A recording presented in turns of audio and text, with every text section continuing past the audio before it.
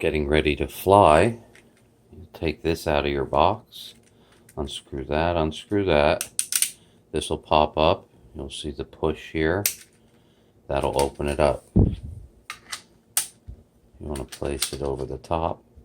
Make sure it's centered. That push, you want to make sure that's closed.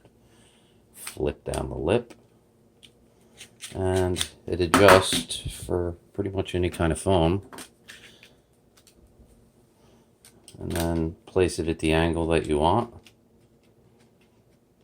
Tighten up the two screws. Uh-oh, Houston, we got a problem. There we go. Maybe it'll help if I hold it like this.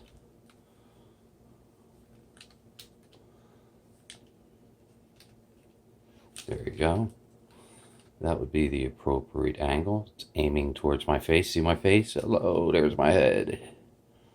And that is how you rock and roll. You're ready to drone.